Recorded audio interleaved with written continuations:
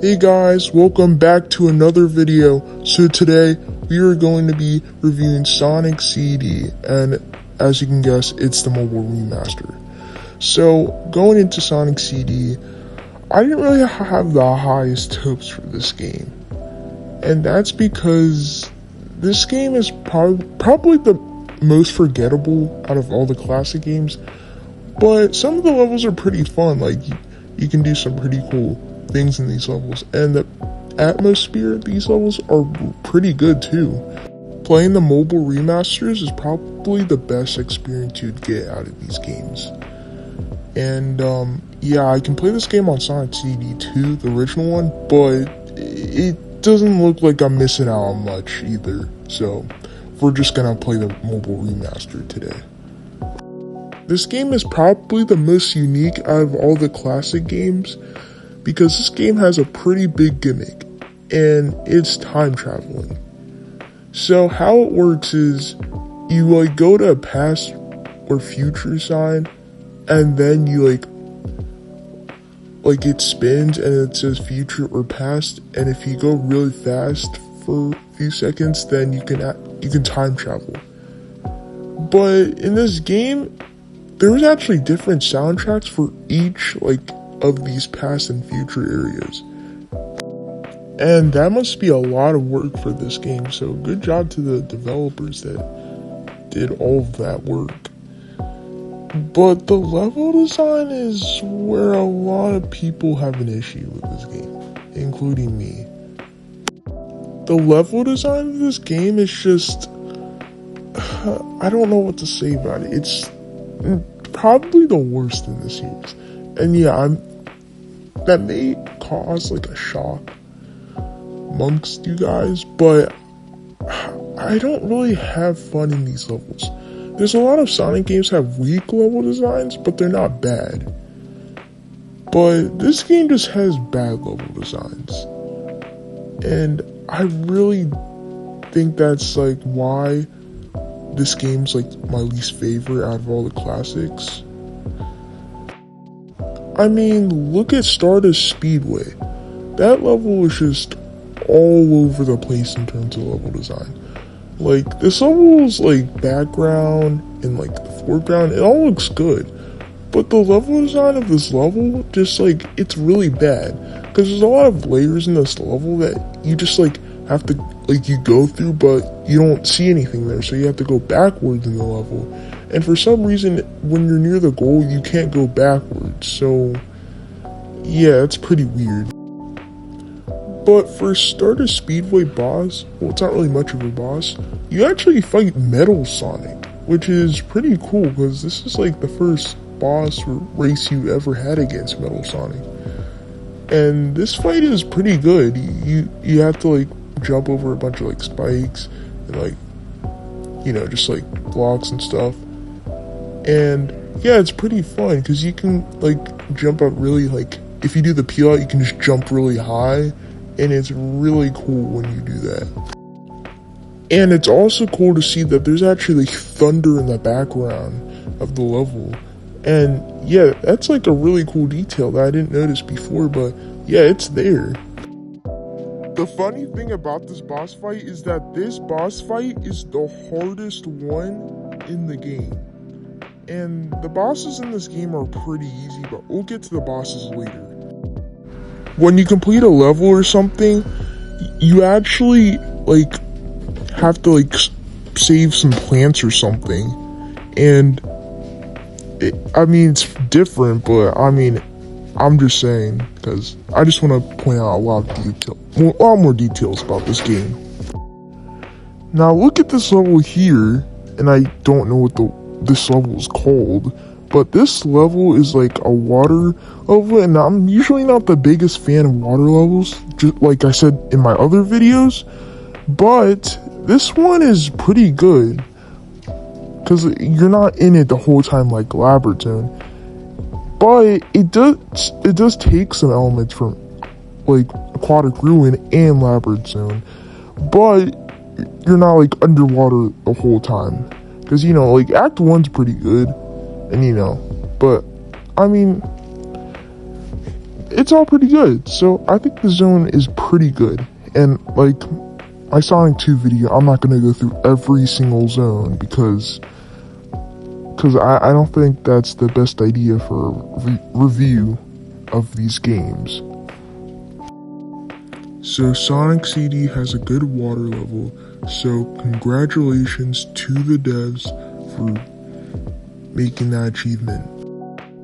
And also in this game, since it's like a mobile remaster, you can actually play as Tails in this game, and that's pretty cool. And, you know, you can just fly over everything.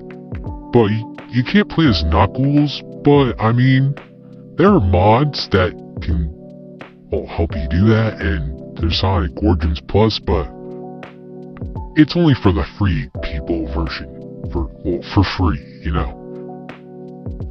But, I mean, at least they added Tails, so it's better than nothing. There's also one zone that I want to talk about, and that's Metallic Madness. This zone sucks. The level design is bad, and the final boss is bad. Like, I mean, it's only like 4 hits, which is kind of funny. But, I mean, you can't just like damage boost through it, because it does have like a cycle where like once you hit it, you can't hit it again for a while. So, yeah, to make it like not like really easy. But, I mean, it's not that bad. So now we are going to talk about the special stages of this game. And the special stages are, I mean, they're on the CD version, they're actually, people say they're bad, but I think they're pretty good on the CD version. But on the remastered version, these stages run like at a faster frame rate, and yeah, that is a good thing, but that's the problem. It's faster, and like when you have to time your jumps, and it's so hard. And since your character moves a lot faster now, then now you just like have to just like randomly jump, and then each time you touch the water, your counter goes down by a lot. So yeah, that's why I prefer the Sonic CD stages more than this one, which is pretty surprising.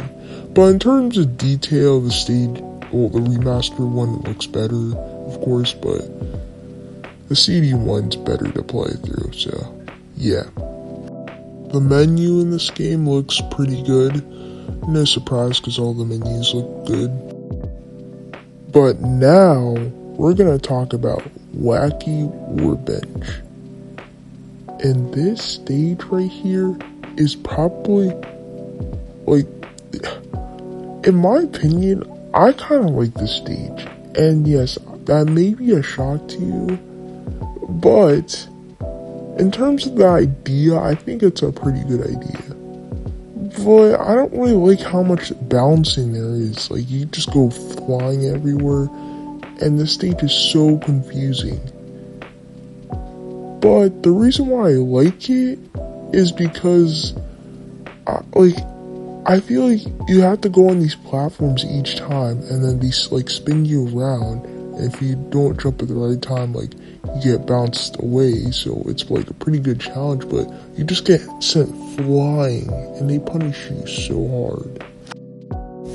There's also this one gimmick where, like, if you like touch one of those like ice thingies, you also like turn into like an ice cube.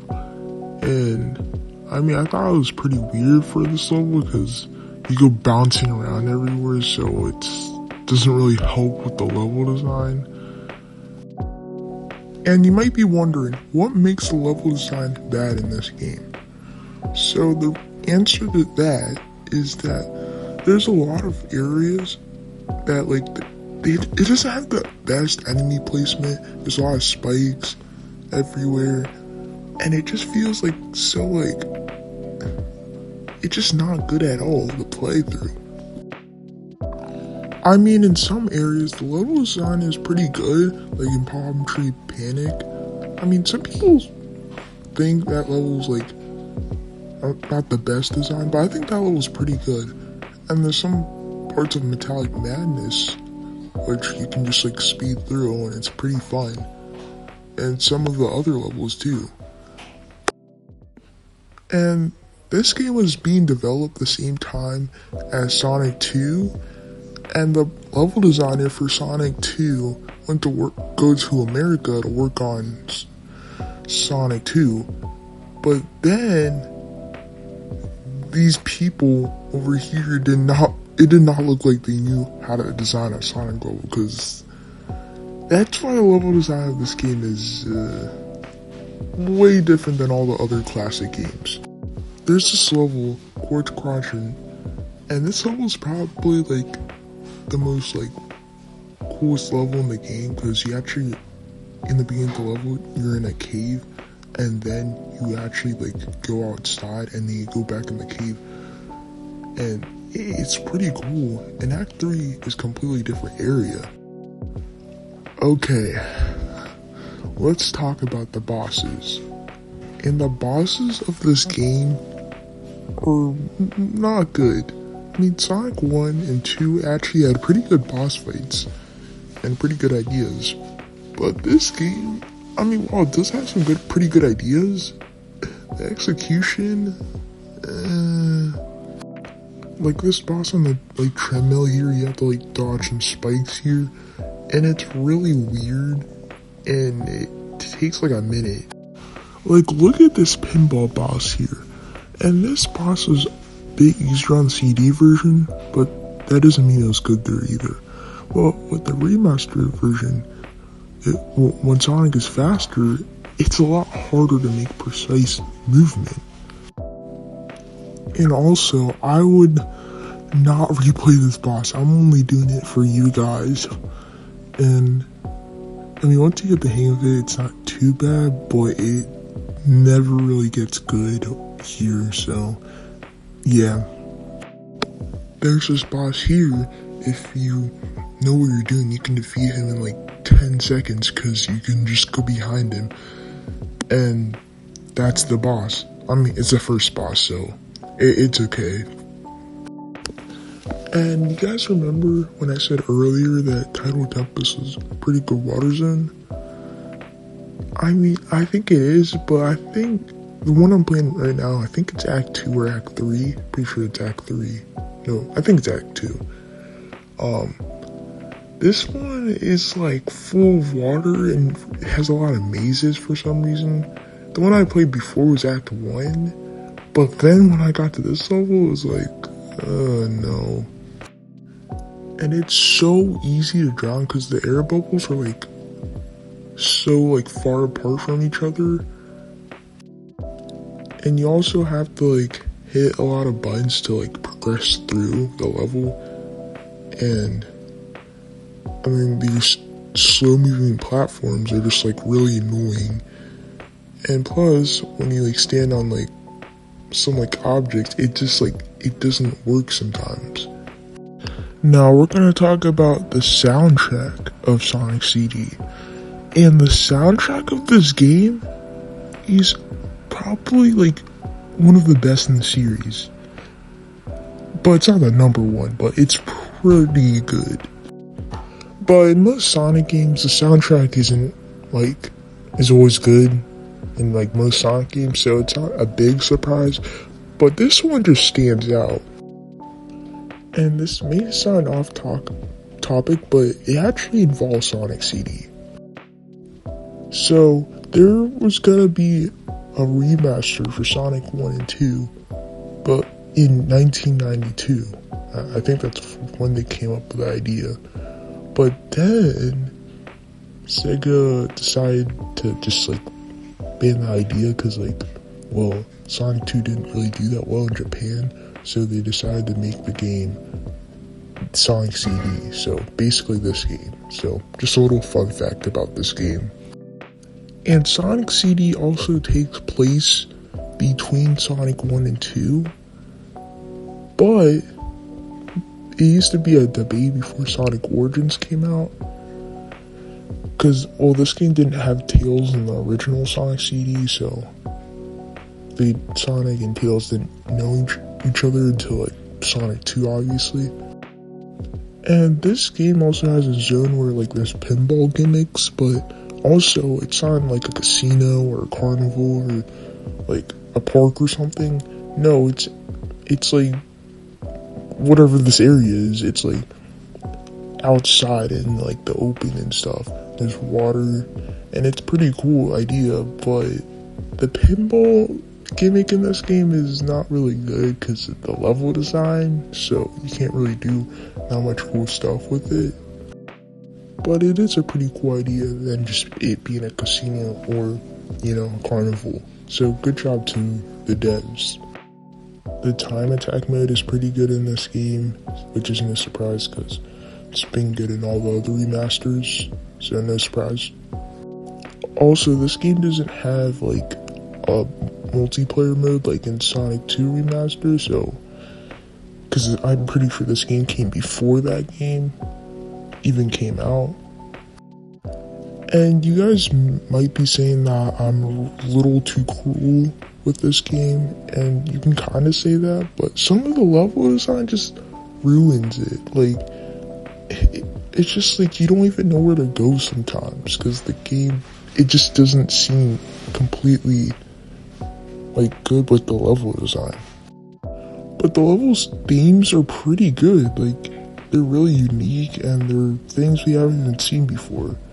And people say Palm Tree Panic is basically like a reskin of Green Hill Zone, but no, it's not. It creates some pretty good ideas that weren't even in Green Hill Zone, so pretty good job. And Palm Tree Panic isn't bad design. It's like one of the good design levels of the game. But anyways, guys, that's all for today's video. And subscribe, unlike, and with all notifications on, and I will see you guys in the next video short or review.